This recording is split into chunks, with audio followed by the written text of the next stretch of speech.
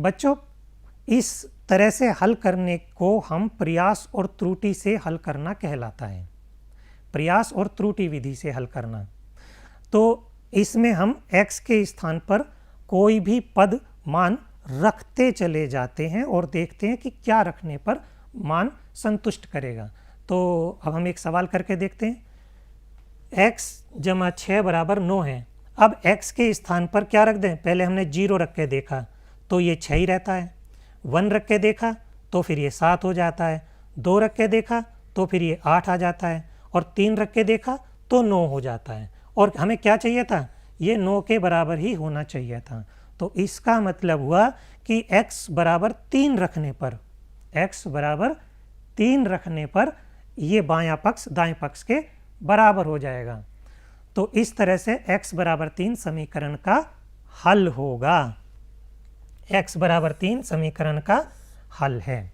ठीक, एक और हम उदाहरण लेते हैं। x जमा 7 बराबर 3।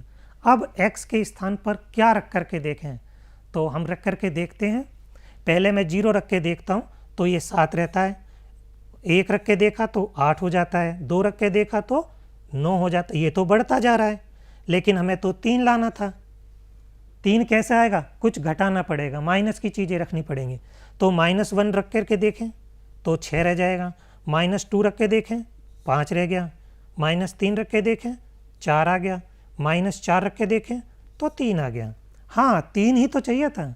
तो जब 3 आ गया और दायां पक्ष भी 3 ही है, तो इसका मतलब x बराबर -4 रखने पर समीकरण हल हो जाती है। तो इस तरह से हम कह सकते हैं कि x बराबर -4 समीकरण का हल है। अब आप अपने आप प्रयास करके देखें। ये कुछ प्रश्न हैं और प्रयास और त्रुटि से आप इसे करके देखें। मैं थोड़ा सा बता देता हूँ। x के स्थान पर आप टेबल बनाओगे और बना करके जब करते चले जाओगे तो x बराबर 3 रखने पर आपका उत्तर ठीक हो जाएगा। तो इसी तरह से आप रख करके देखिएगा। चलिए आगे बढ़ते हैं। रेखीय समीकरण को हल करने की एक और विधि है जिसको हम उपयुक्त विधि कहते हैं। क्या कहते हैं? उपयुक्त विधि। तो ठीक है, अब उपयुक्त विधि के बारे में जानें। उपयुक्त विधि हमें क्या कहती है? ये तराजू के पलड़े की तरह है कि यदि हमने इधर कुछ बढ़ाया है तो दूसरी तरफ भी हमें बढ़ाना पड़ेगा। यदि बाट बढ़ाए हैं तो सामान भी बढ़ाना पड़ेगा, यदि सामान कम किया है तो बाट भी कम करना पड़ता है। तो हम यह सिद्धांत एक समीकरण को हल करने में प्रयोग करेंगे। चलिए करते हैं। अब आप देखें, एक तराजू ले लेते हैं। एक पलड़े पर x वजन रखा हुआ है और एक पलड़े पर 9। तो अब ये क्षैतिज है, इसका मतलब x बराबर 9 है। अब यदि हम पहले पलड़े पर, इस वाले पलड़े पर 3 बढ़ा देते हैं, +3 कर देते हैं, तो अगले वाला क्या हो जाएगा? वो हल्का रह जाएगा, ये भारी हो गया और ये नीचे को झुक गया। तो हमें क्या करना पड़ेगा? इस 9 वाले में भी बढ़ाना पड़ेगा। यदि मैं x में 3 बढ़ाता हूँ तो 9 में भी 3 बढ़ाना पड़ेगा, तब ये क्षैतिज हो पाएगा। इसी तरह से यदि मैं x में से 3 घटा देता हूँ तो पलड़ा हल्का हो जाएगा और बराबर रखने के लिए मुझे 9 में से 3 भी घटाना पड़ेगा। समझ गए ना आप? यदि x में से कुछ घटाया जाएगा तो दूसरे में भी घटाना पड़ेगा।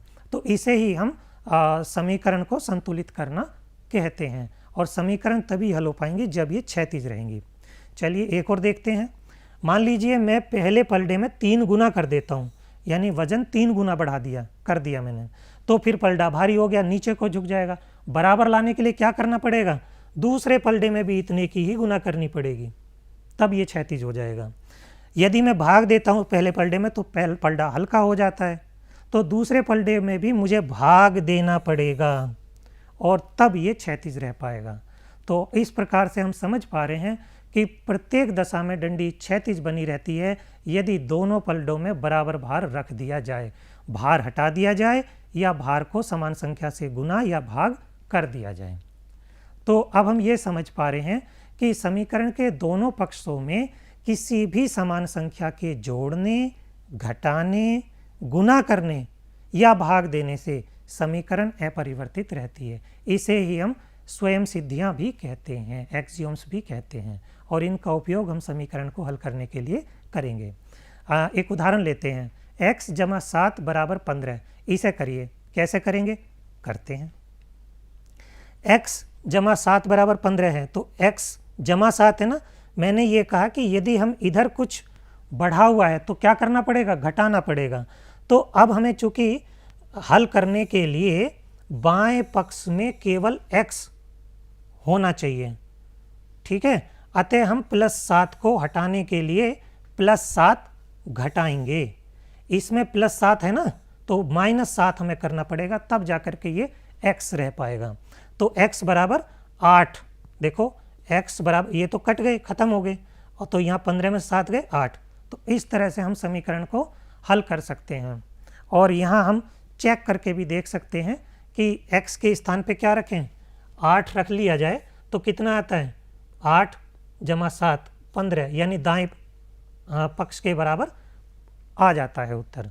तो इस तरह से हम x के निकालने के लिए, x का मान ज्ञात करने के लिए समान संख्या को जोड़ या घटाव कर देते हैं दोनों पक्षों में। x - 9 बराबर 11 को हल करके देखें, तो इस तरह से हम हल करेंगे तो x बराबर 20 आएगा। करके देखिए आप, -9 है ना यहाँ पे, ये -9 है, तो मुझे +9 इधर भी करना पड़ा और इधर भी करना पड़ा, तो इधर वाले 9 तो कट जाएंगे और यहाँ सिर्फ x रह जाएगा, और ये 11 + 9 मिल करके 20 हो गया, तो ये इसका उत्तर हो जाता है। इस तरह से हम ये भी कर सकते हैं, ये उत्तर की जांच हम कर सकते हैं। आओ अब हम करके देखें। एक सवाल हम दे रहे हैं 3n + 4 बराबर 25, इसका हल करना है। तो बहुत आसान है, 3n + 4 है ना, तो 4 - 4 और कर लीजिए दोनों तरफ, तो 3n बराबर 21 रह गया। और अब 3 से भी डिवाइड कर लीजिए, भाग दे दीजिए, तो यहाँ सिर्फ n रह जाएगा, और ये भाग देने के बाद 21/3 कितना हो गया, 7, तो n बराबर हो गया 7। इसी तरह से हम उत्तर की जांच भी कर सकते हैं। एक और ये सवाल आप करके देखें, x/2 - 1 बराबर 2, तो आप इसे हल करेंगे। -1 खत्म करने के लिए क्या करें, +1 कर दें दोनों तरफ, है ना। और फिर 2 को ख़त्म करने के लिए क्या करेंगे, गुना करनी पड़ेगी दोनों तरफ, तो x बराबर 6 आ जाता है। ये उत्तर की जांच करके भी हम बायां पक्ष और दायां पक्ष को बराबर देख पाएंगे।